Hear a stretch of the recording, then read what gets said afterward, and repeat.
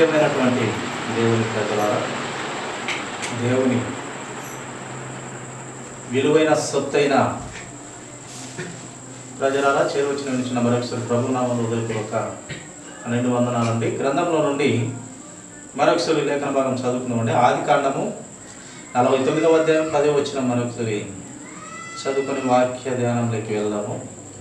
సిలోహు వచ్చు వరకు యూదా యొద్ద నుండి దండము తొలగదు, అతని కాళ్ళ మధ్య నుండి రాజదండము తొలగదు, ప్రజలు అతనికి విధేయుడై ఉందురు.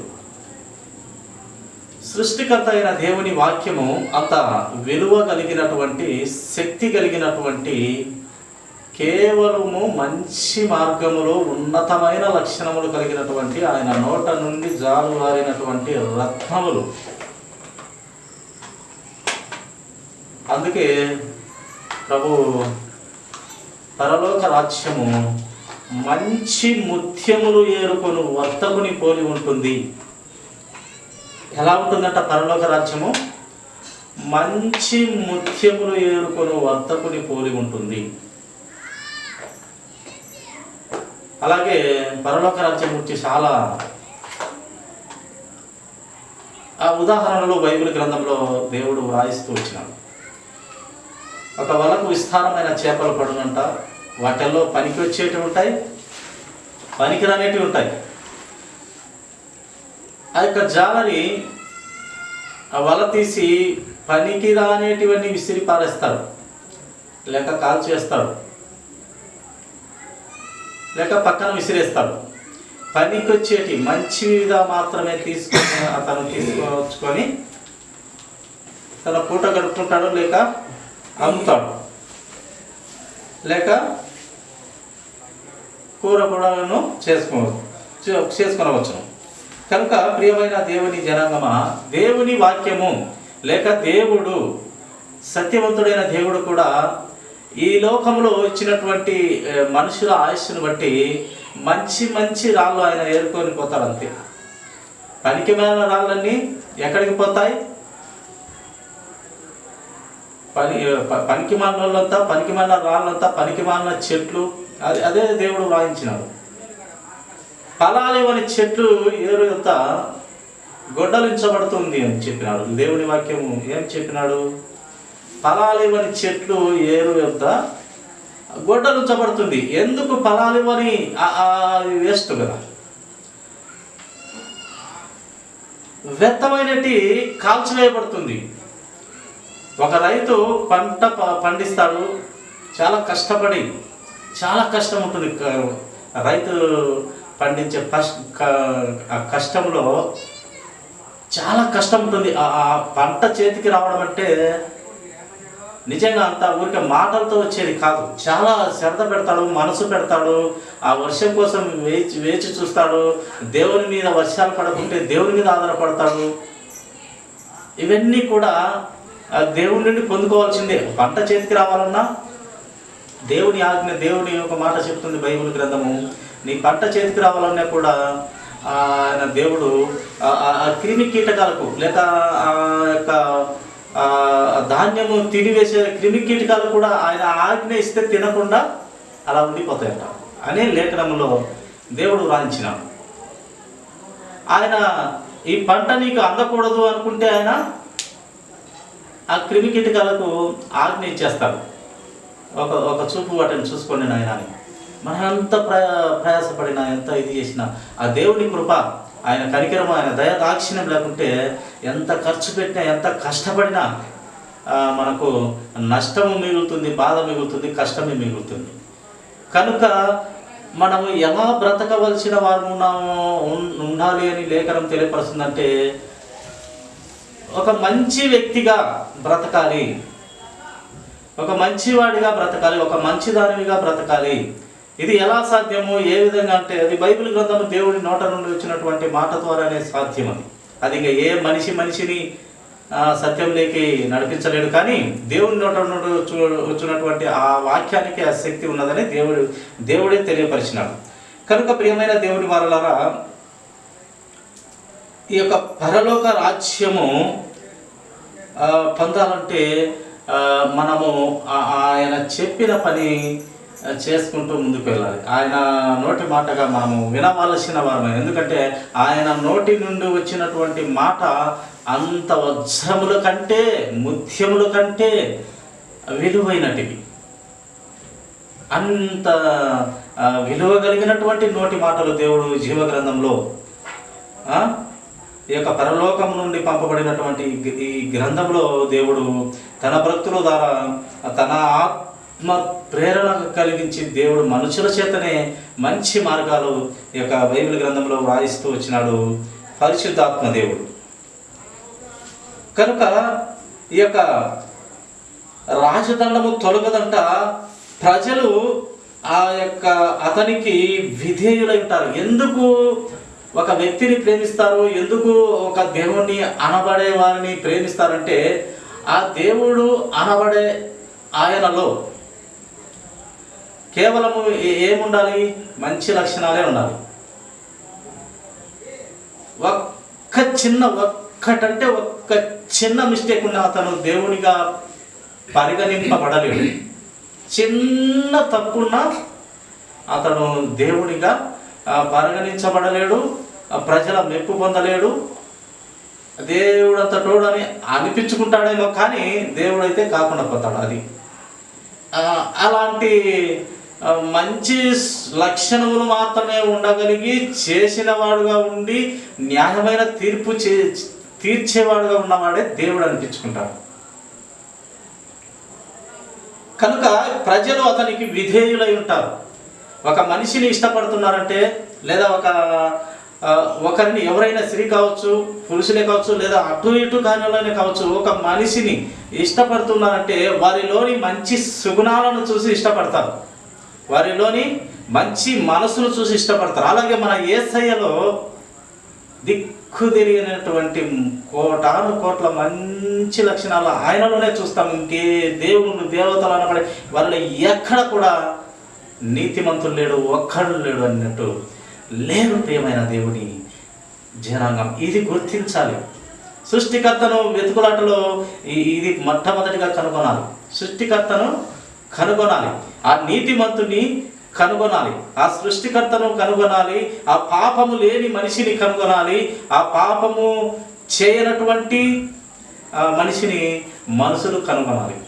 అది కనుగొనుటకు దేవుడు ఎన్నో ఆధారాలు చారిత్రక గ్రంథాలలో ప్రతి గ్రంథాలలో దేవుడు గుర్తైన దేవుని కనుగొనుటకు గుర్తులు ప్రతి గ్రంథంలో దేవుడు ప్రతి గ్రంథంలో బైబిల్లోనే కాదు ప్రతి గ్రంథంలో దేవుడు ఆ గుర్తులు పెట్టి ఉన్నాడు. ప్రియమైన దేవుని ఆలోచనలో ఉన్నటువంటి పిల్లల చూడండి, మరొక దేవుని ఆలోచనను పరిశీలిద్దాం. ప్రియమైన దేవుని జనాంగమా, లూకా సువార్త 15వ అధ్యాయం 1వ వచనం మాట మనం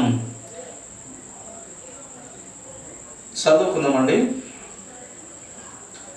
ఒకప్పుడు సమస్తమైన సుంకరులను పాపులను ఆయన బోధ వినుటకు ఆయన దగ్గరకు వచ్చుచుండగా, ఎవరైనా యేసు దగ్గరికి వచ్చేదంట చూడండి, పనికిమాలినోళ్ళే వస్తారు అంట. అంటే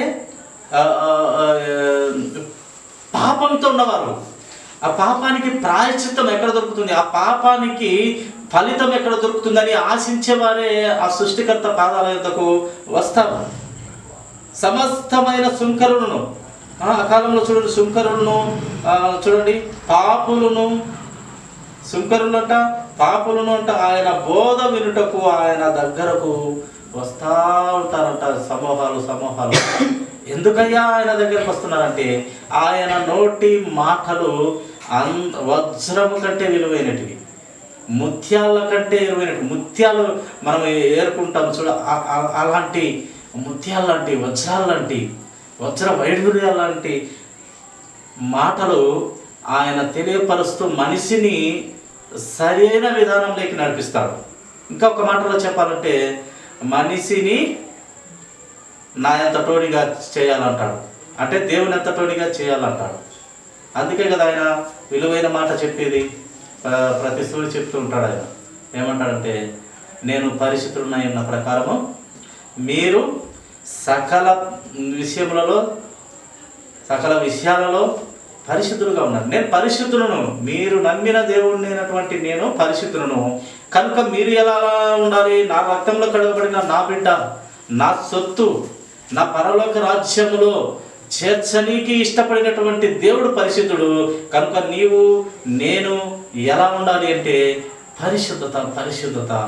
నువ్వు గుమ్మడికాయంత లేదా పెద్ద పరిశుద్ధత కాదు, కానీ దేవుడు కోరుతున్నాడు ఆవగింజంత విశ్వాసమైనటువంటి పరిశుద్ధత, ఒక మంచి మనసు నీలో ఉంటే చాలు అని దేవుడు కోరుతున్నాడు. పాపులనే వాక్యం చెప్తుంది, ఎవడు లేడు. ఇంత పనికి మనలనే దరిద్రపు కొట్టు వ్యవహారమే మన బ్రతుకంతా బ్రతికినన్నాళ్ళు, కానీ వాక్యముతో సరిచేయబడుతూ ముందుకెళ్ళాలి. ప్రియమైన దేవుని పిల్లలరా, కనుక ఆయన దగ్గరికి వచ్చేది ఎవరంట? శుంకరులను, పాపులను ఆయన బోధ వినుటకు తండోపదండాలుగా ఆయన దగ్గరికి వచ్చేవారు. కొంతమంది శుంకరులు, పాపులే కాదు, కొంతమంది అనారోగ్యంతో ఉన్నవారు. ఎందుకంటే ఆయన నోటి మాట చెప్పగా అక్కడ స్వస్థత జరిగేది, అద్భుతం జరిగేది, సూచక కార్యాలు జరిగేవి. అందుకే ప్రభు చీటికి మాటికి అద్భుతాలు అడిగేవారిని ఆయన కోపించుకున్నాడు. లేదా ఒక పట్టణంలో చీటికి మాటికి అద్భుతాలు చేయంటే ఎన్ని చేశాడు ఆయన. ఆ 5 రొట్టెలు 2 చేపలు చేసినటువంటి అద్భుతం మీకు తెలియదా? ఎంతమంది తిన్నారు? ఎన్ని గంపలు ఎత్తారు తెలియదా? ఒక్కటి చాలదా? మనిషిని పరిశీలించుటకు, ఆయన శక్తిని తెలుసుకున్నటకు ఒకటి సరిపోతుంది కదా. ఎన్ని చేశాను నేను, ఇన్ని కార్యాలు, ఇన్ని అద్భుత కార్యాలు, సూచక్రియలు, స్వస్థతలు, ఇవన్నీ కూడా సొదొమ గొమొర్రా పట్టణంలో చేసింటే వాళ్ళు నశించకోకుండా బాగుపడేవారు. ఆయన అన్ని చేసిన మీకు అని చెప్తారు ప్రభు. ఆరోగ్యం కలిగితేనే దేవుడు కావాలి. పూర్తిగా ఆరోగ్యం చెడిపోతుంది మనకు. ఎప్పుడైతే మళ్ళీ ఆరోగ్యం ఇస్తే అప్పుడు దేవుడు కావాలి. అది పర్ఫెక్ట్గా, అది మనస్ఫూర్తిగా ప్రభువుకు అప్పచెప్పుకుంటాడా జీవితం అంటే లేదు. కొద్ది దినాలు ఆరోగ్యం ఇస్తే మళ్ళీ యథాప్రకారము తదా వ్యవహారమే, యథాప్రకారము తదా బ్రతికే. కనుక ప్రియమైన దేవుని పిల్లల, ఈ యొక్క అద్భుత కార్యాలు, సూచక్రియల మీద కాదు మనసు ఉండాల్సింది. మనము ఈ లోకంలో దేవుడు ఇచ్చినటువంటి బ్రతుకు ఏదో 60, 70, 80 సంవత్సరాల్లో నీతి నిజాయితీగా బ్రతికి ప్రభువును అంగీకరించి ప్రభుతో పోల్చుకుంటూ బ్రతుకుతూ, ప్రభు ఆలోచన ప్రకారం, వాక్య ప్రకారము ప్రభు కోసం బ్రతికి ఈ చిన్న జీవితం కొంచెం ముగించుకొని పెద్ద జీవితంలోకి అడుగు పెడితే మరణమైన తర్వాత అదే పెద్ద జీవితం. మరణమైన తర్వాత అస్సలు జీవితం స్టార్ట్ అయ్యేది ఆ నుంచి. ఇంకా అది విశ్వాసికి తెలుసు, దేవుని రక్తంలో కడగబడిన బిడ్డకు తెలుసు, అది దేవుని కోసం బ్రతికే బిడ్డకు తెలుసు ఆ విషయం. మరణమైన తర్వాతే అసలైన జీవితం స్టార్ట్ అవుతుంది. నిత్యత్వంలో ఉంటాము. మన తండ్రిని చూస్తాము, కుమారుని చూస్తాము, పరిశుద్ధాత్మను చూస్తాము. బైబిల్ గ్రంథంలో వ్రాయబడినటువంటి మహాపరిశుద్ధులు, ప్రవక్తలు, భక్తురాలందరినీ చూస్తామని ఆ గురి కలిగినటువంటి వారు ఆయన రక్తంలో కడగబడిన వారికే ఎరుక. అందుకే నా గొర్రెలు నా స్వరం వింటాయి అంటాడు ఆయన. నా గొర్రెలు నా స్వరం వింటాయి. నా గొర్రెలు కానివి పక్కనోని స్వరం వింటాయి. ఎవడు ఆ పక్కనోడు? సాతాను గాడు. వాడు ఆ రంగురంగుల లోకం చూపించి, ఆ పనికిమాలిన లోకం చూసి పాపలో పడేసి ఎత్తుకొని పోయి చీరికి 60-70 సంవత్సరాలు ముగించుకొని తర్వాత యుగాలు ఆ నిత్య నరకాగ్నిలో, ఆ అగ్నిగుండంలో వేసి కాల్చుతుంటే ఆ పెద్ద సైతాన్ కన్నా ఈ చిన్న సాతాన్లు ఎక్కువగా అరుస్తూ ఉంటాయి. ఇది తప్పించుకోవాలి మంచి. ఇది తప్పించుకోనికే దేవుడు యథార్థత, నీతి, న్యాయము, పరిశుద్ధత, ధర్మము, మంచి లక్షణాలు ఇలా ఉండాలి, ఇలా బ్రతకాలి అని దేవుడు మనకు ఈ జీవ గ్రంథంలో చక్కగా తెలియపరుస్తూ ఉన్నాడు. ప్రియమైన దేవుని వారలారా, మార్కు సువార్త 6వ అధ్యాయం 33వ వచనం.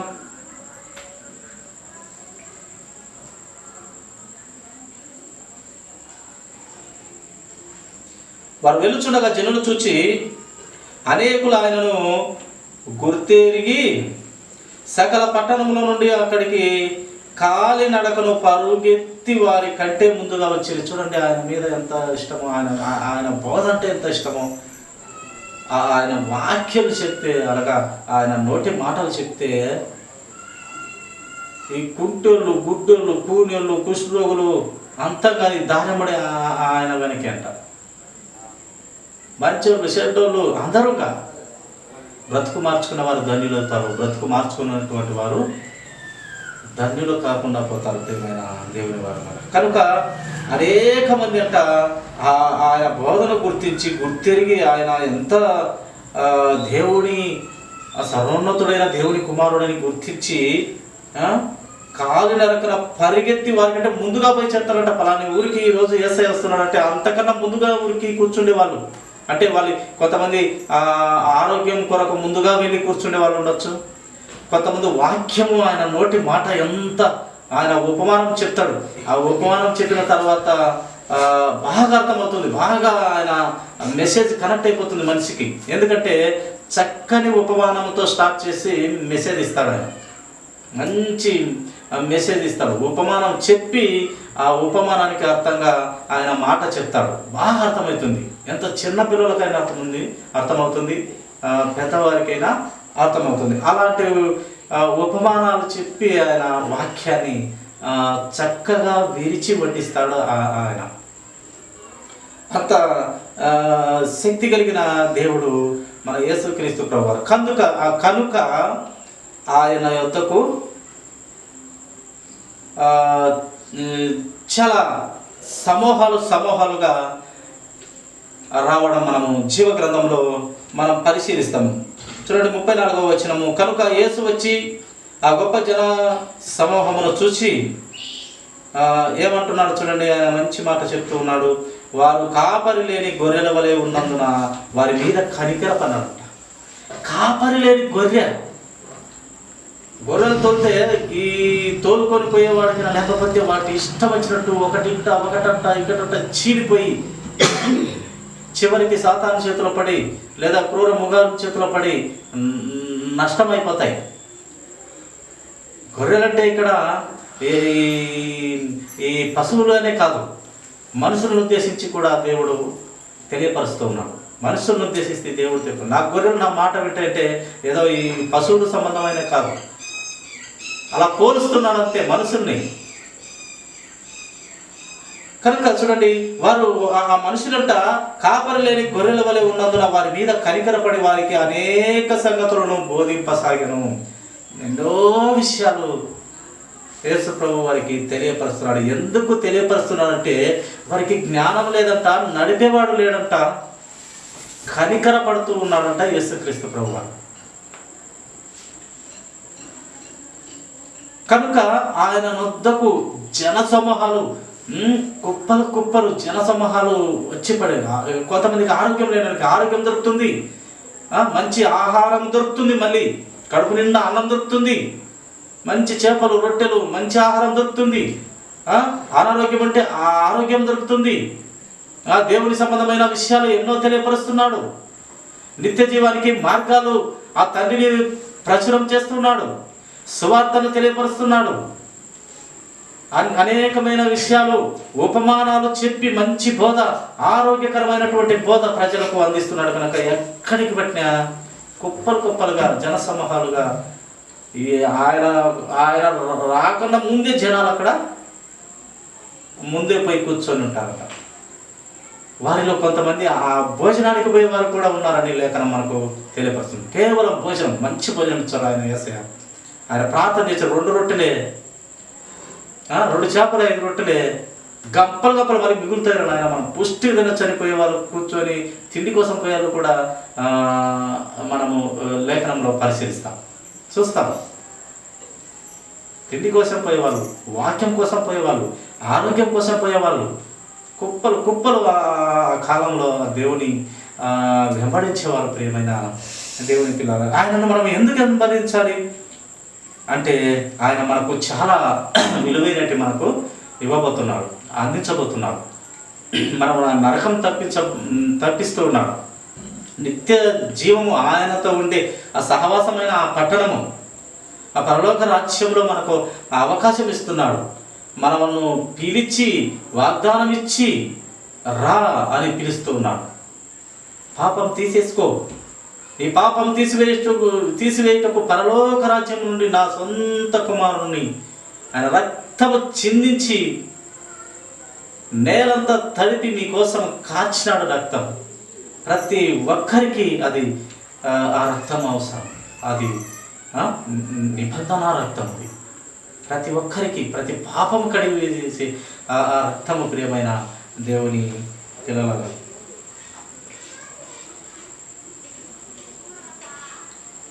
మత్తయి సువార్త 18:20 దేవుడు మాట్లాడుతూ ఏం చెప్తాడంటే, ఎక్కడ 2-3 నా నామములో, నా నామమును, నా పేరున ఏ విషయం మాట్లాడినా వారి మధ్య నేను, ఇద్దరుంటే చాలు, ఇద్దరు. అది మందిరము కాదా, ఇంకొకటా ఎక్కడైనా సరే అని లేఖనం తెలుసు. ఎక్కడైనా 2 కూడుకొని నా నామము గురించి, నా పేరు ఎత్తిగిన మాట్లాడితే వారి మధ్య నేను, 2 ఉంటే చాలు వారి మధ్య నేను ఉంటాను అంటాడు ప్రభు. చాలా నమ్మకమైనటువంటి యేసుక్రీస్తు ప్రభు వారు, అంత నమ్మకమైనటువంటి దేవుడు, ప్రియమైన దేవుడు. మత్తయి సువార్త 13:13 ఒక మాట మనం చూస్తాము. మత్తయి సువార్త 13వ అధ్యాయము 13వ వచనం చదువు. ఇందు నిమిత్తము నేను ఉపమాన రీతిగా వారికి బోధించుచున్నాను. ఈ ప్రజలు కన్నులారా చూసి, చెవులారా విని, హృదయముతో గ్రహించి. కన్నులారా చూస్తారంట, చెవులారా వింటారంట, హృదయంతో గ్రహించి మనసు త్రిప్పుకొని నా వలన స్వస్థత పొందకుండానట్లు వారి హృదయం స్వస్థత పొందకుండా, నాయన నీ హృదయంలో పాపమని ఆ పాపము తీసివేసుకొని స్వస్థత పొందరా అంటే వాళ్ళ హృదయం అంట కొవ్వు పట్టిందంట. ప్రియమైన వాళ్ళ కొవ్వు పట్టింది. దేవుడు సృష్టికర్త పరలోక రాజ్యంలో తండ్రితో సింహాసనంలో కూర్చొని, అది ధన్యత అనే దేవుడు. ఆ సింహాసనం ధన్యత అనుకోకుండా ఆయన ఈ భూమి మీదకి వచ్చి, మరణించడానికి వచ్చి, మంచి మార్గంలో చెప్పి, ప్రాణం పెట్టి, దేవుని కుమారుడు కనుక తిరిగి లేచి మరణం మీద నీకు విజయం ఇస్తూ ఉంటే, నరకాన్ని తప్పిస్తూ ఉంటే, పరలోక రాజ్యము వాగ్దానం ఇచ్చి పుచ్చుకొనుడి అని చెప్తూ ఉంటే, వాళ్ళు వింటారంట, చూస్తారంట, హృదయంతో గ్రహిస్తారంట. కానీ చివరికి ఏం చేస్తున్నారంట, మనసు తిప్పుకొని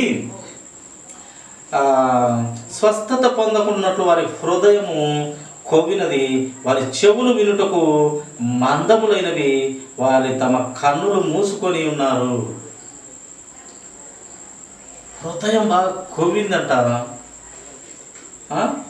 అలాగే వారి చెవులంట మందమైనవి. చెవిటోరు ముందు శంఖముదినట్టయినాయి అంట. చెవిటోరు ముందు ఎంత శంఖముతే ఏం ప్రయోజనము? ఏ ప్రయోజనం లేదు.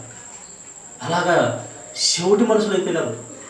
అందుకే ప్రభు వాక్యము ప్రభువే చెప్తాడు, చెవి గలవాడు వినుడుగాక దేవుని వాక్యం అంటాడు. ఏమంటాడు ఆయన దేవుడు? చెవి గలవాడు వినుడుగాక. ఏంది ఆ చెవి? గ్రహించే మనసు. చెవులు అందరికీ ఉంటాయి. చెవులు లేకుండా ఏ మనిషి పుడుతున్నాడు? ఇప్పుడు చెవులు లేకుండా ఏ మనిషి పుట్టడం? అందరికీ చెవులు ఉంటున్నాయి, చెవులు బాగా వినపచ్చున్నాయి.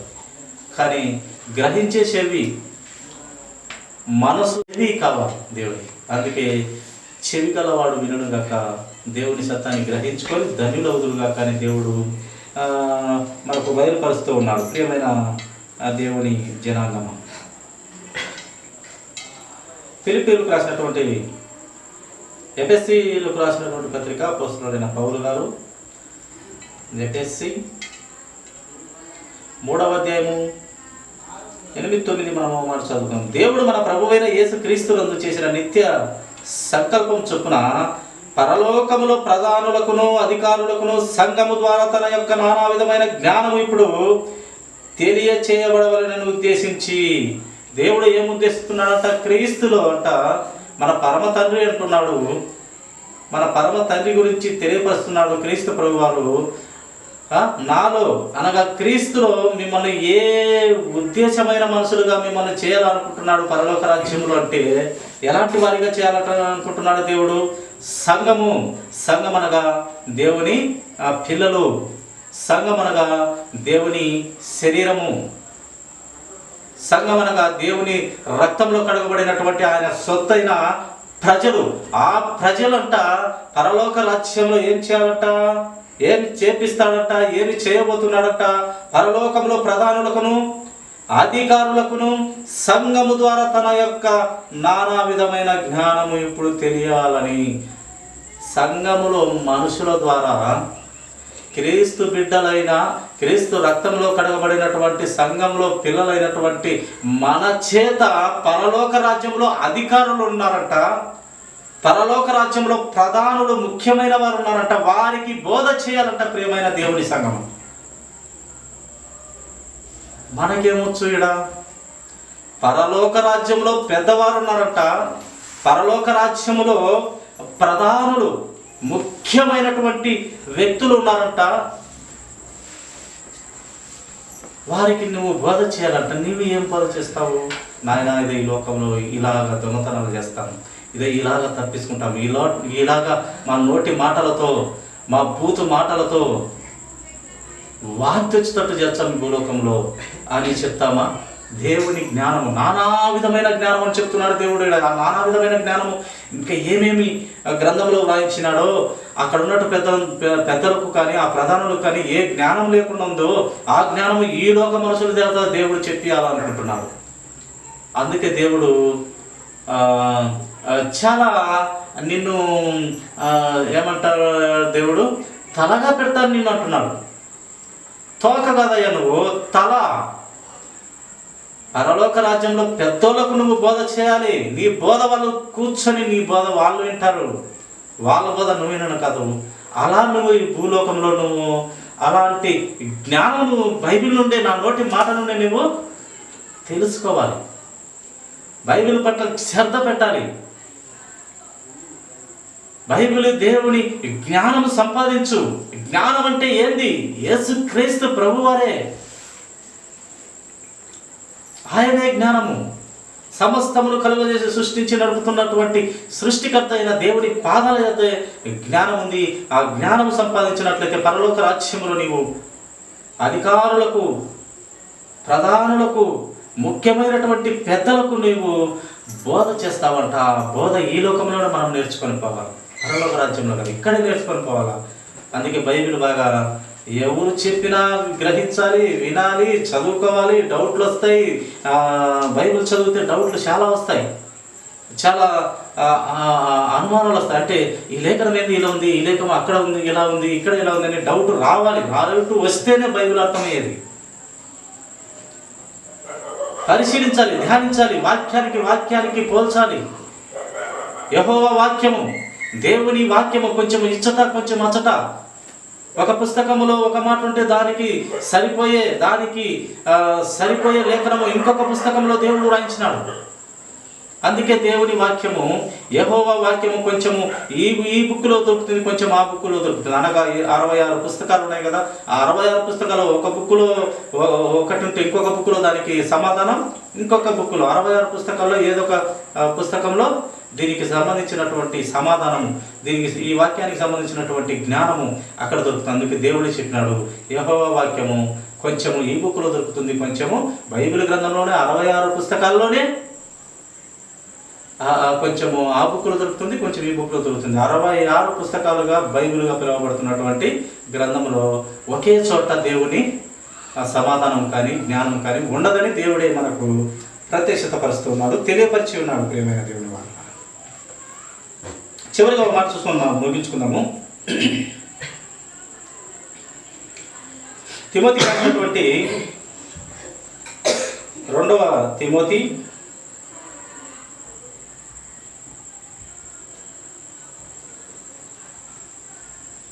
1 పత్రిక 4వ అధ్యాయము 8వ వచనం మనం చదువుకొని ముగించుకుందాము. ఇక మీదట నా కొరకు నీతి కిరీటం ఉంచబడి ఉన్నది. ఆ దినమందు నీతిగల న్యాయాధిపతి అయినటువంటి నీతిగల న్యాయాధిపతి అయిన, ఈ లోకంలో నీతి కలిగినటువంటి న్యాయాధిపతి ఉండరు. ఎందుకంటే లేఖనం చెప్పింది ఎవడు నీతిమంతులు లేదని. ఈ లోకంలో నీతి కలిగినటువంటి న్యాయాధిపతి ఉండడు, ఒక్కడే ఉన్నాడు, ఆయన యేసుక్రీస్తు ప్రభువు. ఏ న్యాయాధిపతి అయినా జడ్జి అయినా అందరూ నీతి తప్పిన వారే. కాకపోతే దేవుని వాక్యంతో కట్టబడి ముందుకు వెళితే నీతిమంతులు అవబోతాం. కనుక ప్రియమైన దేవుని జనాంగమా, నీతి కలిగిన న్యాయాధిపతి అయిన ప్రభువు అది నాకును ఏంది నీతి కిరీటము ఇచ్చబడిందట. పౌలు గారు చెప్తున్నాడు తన శిష్యునికే కాదు 50 మంది ప్రజలకు అందరికి ప్రపంచమంతటా తెలియపరుస్తున్నాడు. ఆయన ఇక మీదట నా కొరకు నీతి కిరీటం ఉంచబడి ఉన్నది. ఆ దినమందు నీతి గల న్యాయాధిపతి అయిన ప్రభువు అది నాకు మాత్రమే కాకుండా తన ప్రత్యక్షతను యేసయ్య ప్రత్యక్షతను అది నాకే కాదు మీకు కూడా యేసయ్య తన ప్రత్యక్షతను ఆపేక్షించు వారికి అందరికీ అనుగ్రహించును. ఆశ కలిగిన ప్రతి ఒక్కరికి ఆ నీతి కలిగిన కిరీటం ఇవ్వడానికి దేవుడు సిద్ధముగా ఉన్నాడట. ప్రియమైన వారు, ఆశపడాలి. ఆశ కలిగిన ప్రాణాన్ని దేవుడు తృప్తిపరుస్తాడు. ఆశ ఉండాలి, ప్రభువుని చూడాలన్న ఆశ ఉండాలి, ప్రభువుని మాట వినాలనే కోరిక ఉండాలి, ప్రభువు కోసం బ్రతకాలన్న తపన ఉండాలి. బ్రతుకుతే క్రీస్తు, చావైతే లాభం అనే ఈ పౌలు గారు చెప్పిన తెగింపైన మాట ఏ భక్తులలో, ఏ విశ్వాసలో, ఏ ఆయన రక్తంలో కడగబడిన బిడ్డలో ఉంటుందో అతనికి ఆ నీతి కిరీటము దేవుడు పౌలు గారికే కాదు కానీ అందరికీ ఇవ్వనీకి, ఎవరైతే ఆశ కలిగి ఉన్నారో, ఎవరైతే ఆ కిరీటం కావాలనుకుంటున్నారో, ఎవరైతే ఆ కిరీటం కావాలని ఈ లోకంలో శ్రమలు అనుభవిస్తారో, బాధలు పడతారో, ఇరుకులు ఇబ్బందులు చవి చూసి రుచి చూసి ప్రభు కోసం చివరి వరకు నిలబడతారో వారికి ఆ నీతి కిరీటం, అట్టి ఆశ కలిగిన వారికి నీతి కిరీటం దేవుడు ఇవ్వనీకి సిద్ధ మనసు కలిగి నీ యొక్క పౌలు ద్వారా చక్కగా గ్రంథంలో వ్రాయించినాడు పరిశుద్ధాత్మను ప్రేరణ పొందుకొని. కనుక ప్రియమైన దేవుని జనాంగమా, పరలోక రాజ్యంలో ఆ దేవుడు మనకి ఎన్నో చెప్పశక్యము కానటువంటి అద్భుతమైనటువంటి కార్యాలు ఎన్నో పరలోక రాజ్యంలో మనకు దేవుడు ఇవ్వబోతున్నాడు. కనుక అట్టి స్థితిలో మనము అవి పొందుకోవాలంటే ఈ లోకంలోని దేవుని వాక్యానికి భయభక్తులు కలిగి బ్రతికే బిడ్డలుగా ఉండాలని కోరుతున్నాడు. కనుక అట్టి స్థితిలో మనం ముందుకెళ్ళాం. దేవుడి కొద్ది మాటలు దీవించుగాక. తలలో వచ్చినట్లయితే చిన్న ప్రార్థన. మా పరిశుద్ధులు